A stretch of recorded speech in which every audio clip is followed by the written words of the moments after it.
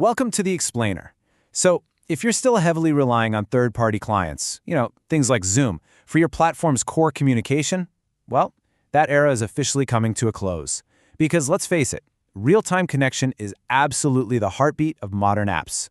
Today, we're unpacking the ultimate guide for 2026 on how to build your very own standalone, self-hosted communication apps using WebRTC.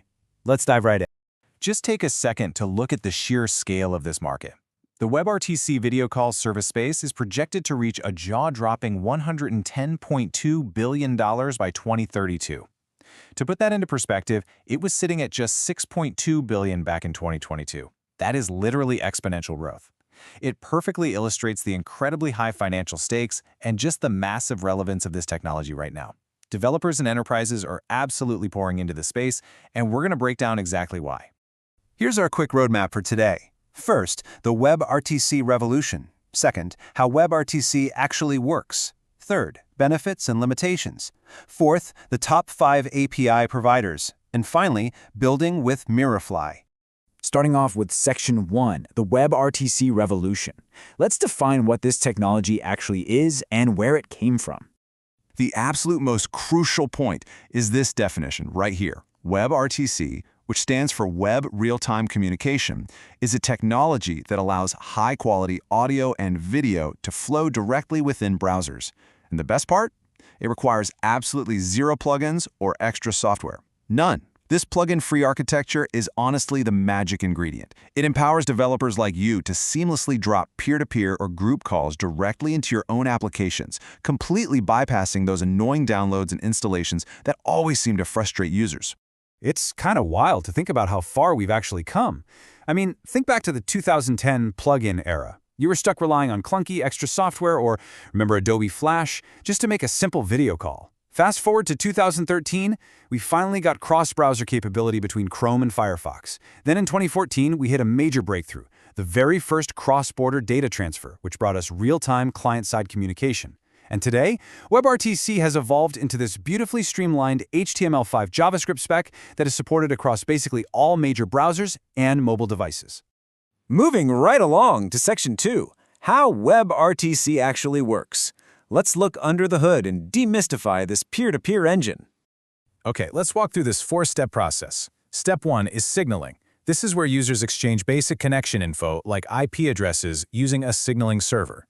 But Step 2 is where the real magic happens, peer connection. Think of that signaling server from Step 1 like a toll booth on a highway. Once you pass through that toll booth, WebRTC builds a direct, high-speed highway straight between the two devices. You literally bypass the server delays for the actual audio and video transfer. Pretty cool, right?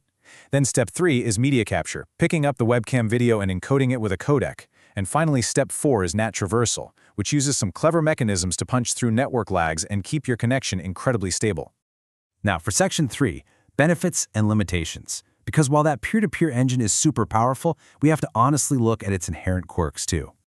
Look, there's a reason WebRTC is the gold standard today. On the security front, you're getting end-to-end encryption over open-source peer-to-peer connections. And performance-wise, it delivers practically zero latency while running on incredibly low bandwidth.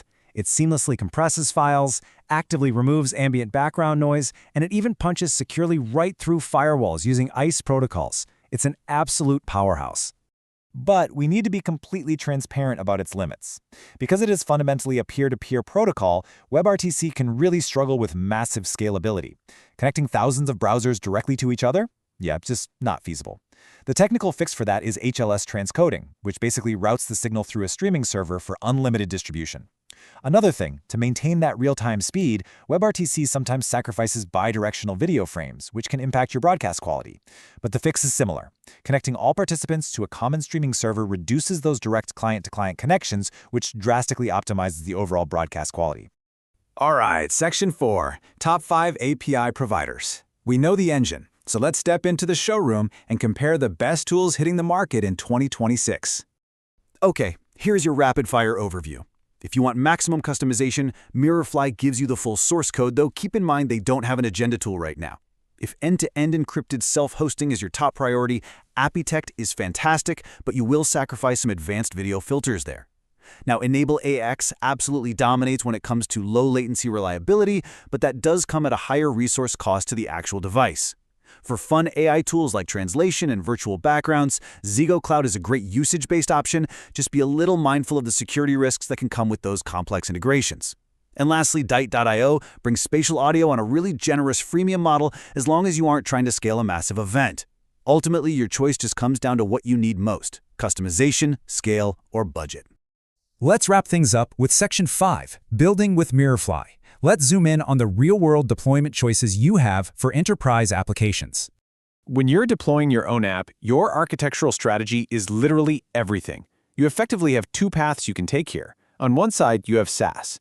This is your quick launch, pay-as-you-go, cloud-hosted model that comes with a plug-and-play UI kit, really fast to get off the ground. But on the other side, you have SAP, or Software as a Product. This is a self-hosted, one-time license model, and this is the exact path you want to take if you need 100% customization, a fully white-labeled app, and, maybe most importantly for a lot of you, total, complete data ownership stored securely on your own premises. Which brings us to our final thought.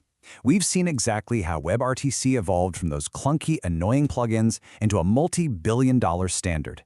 We've looked under the hood at its peer-to-peer signaling, we've talked through its streaming workarounds, and we toured the top APIs on the market today. With modern solutions offering full source code and complete data ownership, the barrier to entry has honestly never been lower. So, the only real question left for developers and IT leaders is this: are you ready to say goodbye to third-party apps and build your own? Thanks for joining me on this explainer, and keep building.